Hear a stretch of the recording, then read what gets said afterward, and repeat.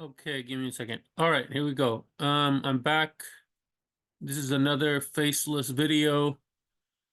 Um, yeah, because I really want you to see the whole screen, and when I put my face on there, it blocks some of what I can read.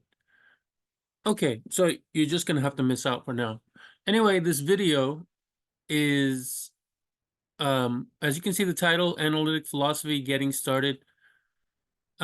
This is gonna be my recommendation or my recommendations for analytical essays to read for those of you new to philosophy. Um, yeah, there's just a whole, like, there's just a lot you can choose from analytic philosophy. Most of it would be inappropriate for those just starting philosophy.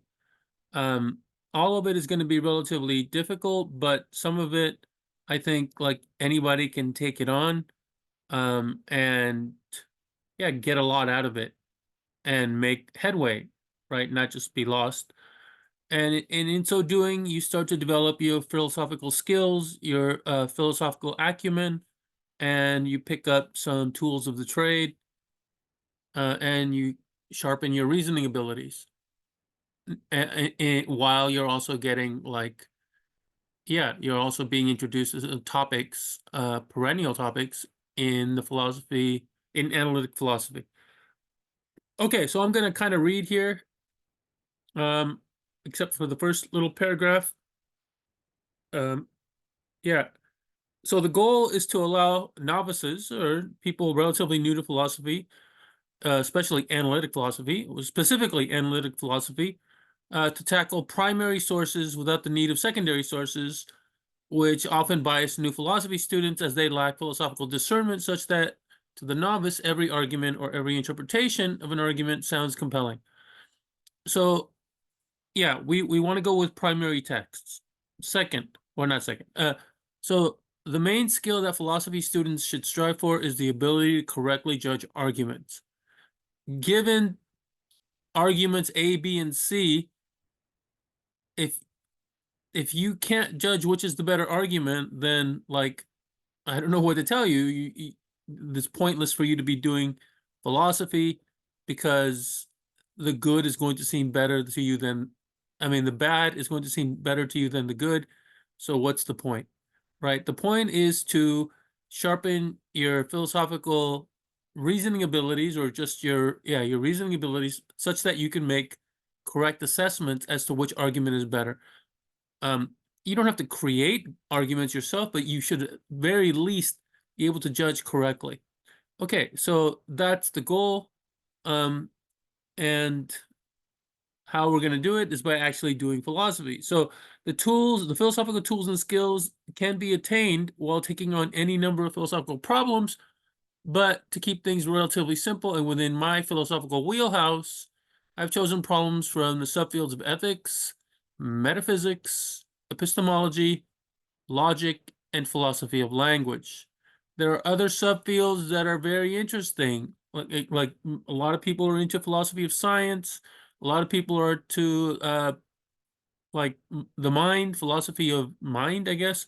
Um, and there's other subfields within philosophy, but I think like especially like philosophy of mind and philosophy of science, a lot of that is going to be empirically based. You're going to need to do experiments, and you're going to need to study like um yeah, empirical research, and that's going to inform your theories. And we don't need to mess with that, let's say. We don't need to go into that. We just want to stick with more theoretical stuff, and like metaphysics, epistemology, and philosophy of language allow that, but um ethics and logic, also basically theoretical. So no problem. Okay, so my suggestion. Now, here's my suggestion when you're doing philosophy. I've seen enough philosophy students, I've seen enough bad philosophy students to notice what they tend to do versus what the good philosophy students tend to do, myself included. Okay, here's my approach. The approach you should be taking when you're reading philosophy. You should read with the attitude that there's going to be something significantly wrong with every argument you're about to read. Every philosophical essay you're about to read is offering some opinion backed by some argument. You can almost take it for granted that that essay there's something wrong with that essay, right? But that's not to say that every essay is equally bad, or that like you are just going to dismiss like the opinions of the philosopher or the arguments of the philosopher. The point is you want to have the attitude that even though you're not being given a knockdown argument, like irrefutable argument, there's still plenty to learn and understand from the argument, right? It's more of a positive way of looking at it. But and that the mistake, or that the significant error, or that the objectionable part of the argument doesn't detract from the argument, because they all have that, right? They all have something like that goes astray, something not very compelling, something that is open to objection. But that doesn't matter. They all have that problem.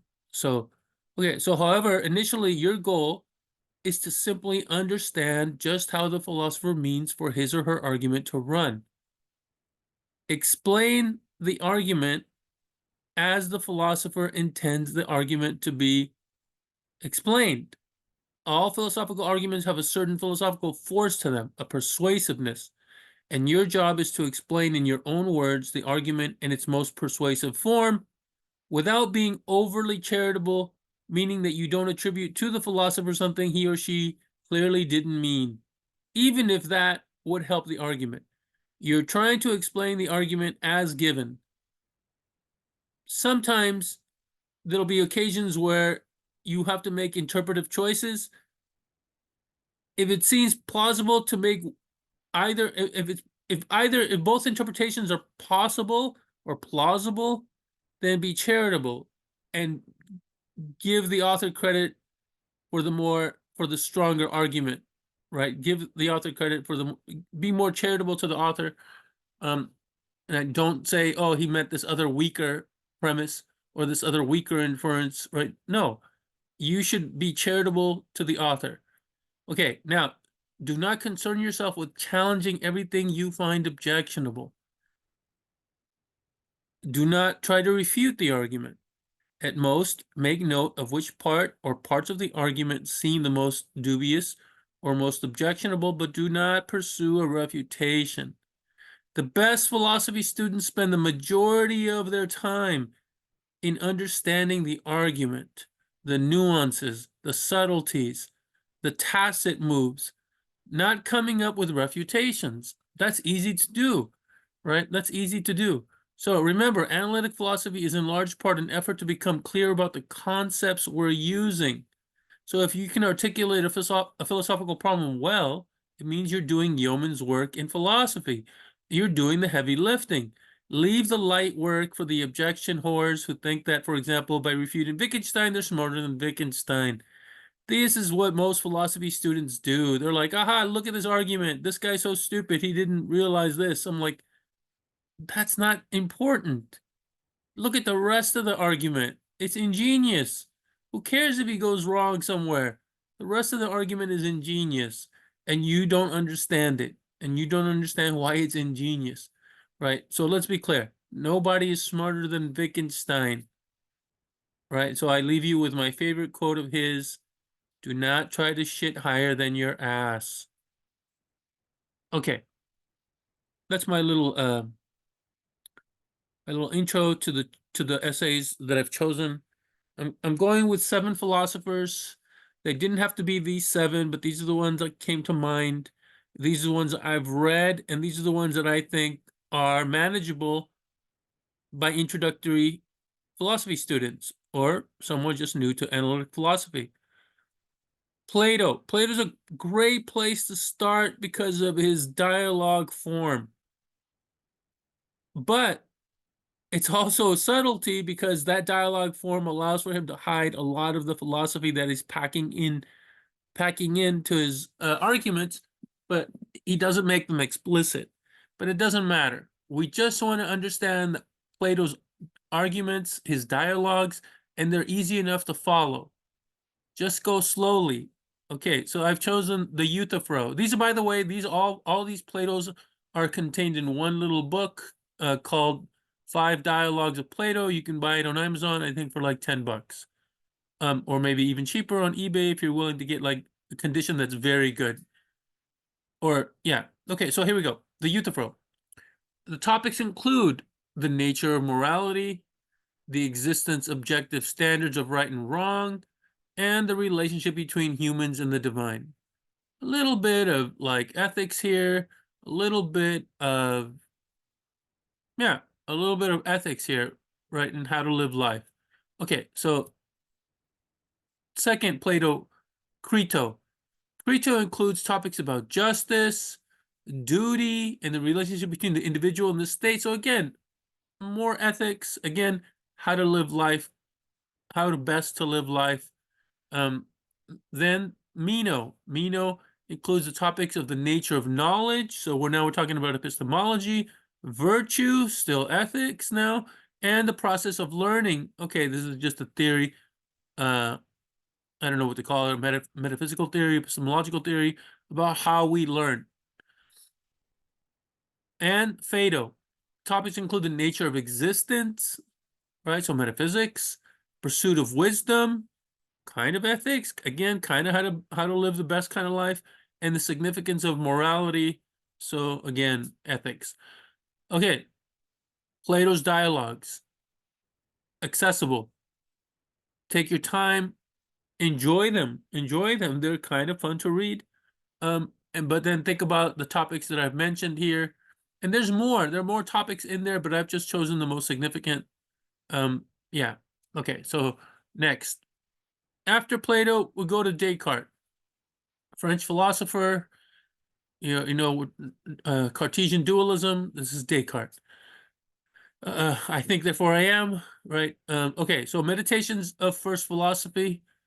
His most famous work, and topics include the distinction between the body and the mind. This is where we get Cartesian dualism from. The existence of God. He has arguments for the existence of God. The reliability of sense perceptions, empirical evidence, and logical reasoning, and the problem of error. Okay, all of these are topics within this. He has arguments and he has theories. It's good stuff. Accessible. Edmund Gettier. If you've heard of the Gettier problem or Gettier problems, this is the man. His most famous work by far is called "Is Justified True Belief Knowledge?" I have a video dealing with half of this essay. Um, I've been like remiss in not putting up the second half, but anyway, I've been busy. Okay, topics include knowledge defined as JTB, justified true belief. Topics include epistemic luck, the role of epistemic luck, the internalist versus externalist aspects of knowledge, and finally, our intuitive conceptions of knowledge, right? Like, okay, these are the topics that are within this essay, contained in this essay. Then we go to Sir Bertrand Russell on denoting. Famous paper, like famous paper in analytic philosophy. Topics include a theory of descriptions, his theory of descriptions, the difference between reference and denotation, the relationship between logic and grammar, and reference, meaning, and truth in natural languages. All of this and more is packed into this essay. Monster essay in the analytic tradition here. Okay, Frege, another monster essay on Sinn and Bedeutung. Sinn is sense, and Bedeutung is usually translated as reference. So on sense and reference is another translation of this title. Topics include the distinction between Sinn and Bedeutung, the nature of meaning and representation, a systemic analysis of meaning in natural language, ambiguity, synonymy, yeah, and reference failure in natural language, and a logical framework for analyzing linguistic expressions and their meanings, and more. But this is the main of it. And here we go. Hillary Putnam, Brains in a Vat. It, by the way, this is the essay title where I get my my Yahoo channel name. My Yahoo channel name is Brain in a Hat. This I got from this title, Brains in a Vat. Putnam discusses skeptical scenarios, and this I stole directly from ChatGPT. This is not my writings. Okay, Putnam discusses skeptical scenarios where individuals might be brains in a vat being fed false sensory information, kind of like a matrix scenario, by a mad scientist. He explores the implication of such scenarios for our understanding of knowledge, like how does that inform knowledge, truth, and reference, and ultimately challenging traditional notions of realism and skepticism. A big essay. Putnam also has another very good essay, The Meaning of Meaning, right? The word meaning, the meaning of the word meaning. In this influential essay, Putnam argues against the traditional view of meaning as something solely determined by the intrinsic properties of words or mental states. He introduces the idea of semantic externalism, meaning that you have to make reference to the external world for the meanings of things, suggesting that the meaning of words are partly determined by the relationship to the external world. Yeah, okay. I could have just read that. And finally, Thomas Nagel. I wasn't going to include Nagel, but this paper, Moral Luck, is exemplary as far as a piece of analytical writing. Nagel explores the role of luck in moral judgment. We saw this earlier, right, with epistemic luck with Gettier. Okay, so Nagel explores the role of luck in moral judgment, challenging the idea that moral responsibility can be fully determined by factors within an individual's control. He argues that even when individuals act with the best intentions, right, so outcomes are often influenced by factors beyond their control, leading to a kind of moral luck that complicates traditional moral assessments. This paper is one of, like, I don't know, one of the most esteemed papers in philosophy in the last, I want to say 30 years. I don't know how long I don't know how long ago Moral Luck was written. And yeah, it's almost unassailable. It's very hard to undermine this argument. I'm not saying it can't be done, but it's a perfect example of good analytical writing. Okay, and that's it. So those are the papers, those are the essays. There are definitely omissions here, as far as like other philosophers that could easily been chosen here, other essays that could easily be added to this list or even slightly better, but this will do. This will do the job. If you're looking to get into analytic philosophy, specifically analytic philosophy, I'm not talking about continental philosophy, I'm not talking about Nietzsche, I'm not talking about Adorno, Merleau-Ponty, Derrida, Camus, Sartre, Heidegger, Kierkegaard. I'm not talking about any of those guys.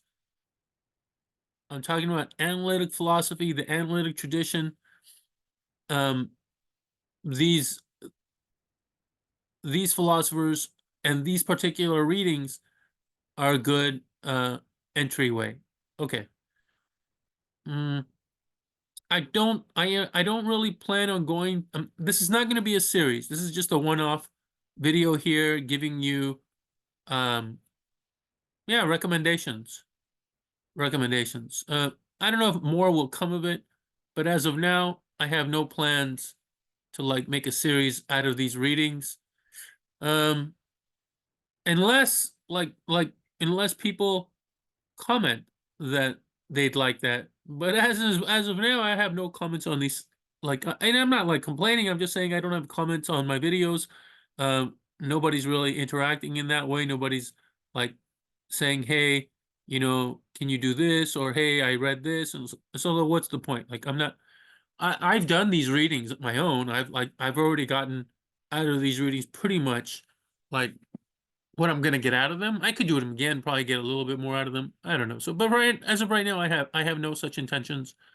But I might. If it's interesting, I might. Or if something like my channel suddenly gets more popular and there's more people and I'm thinking maybe some of them might want this kind of material or like people actually ask for it, then yeah, I might do that too. All right, that's it. All right, guys, I'm gonna sign off again here. I'm posting a bunch of stuff without my face, but I'll be back on camera soon. Okay, that's it. Later. That's me when I was younger. Later.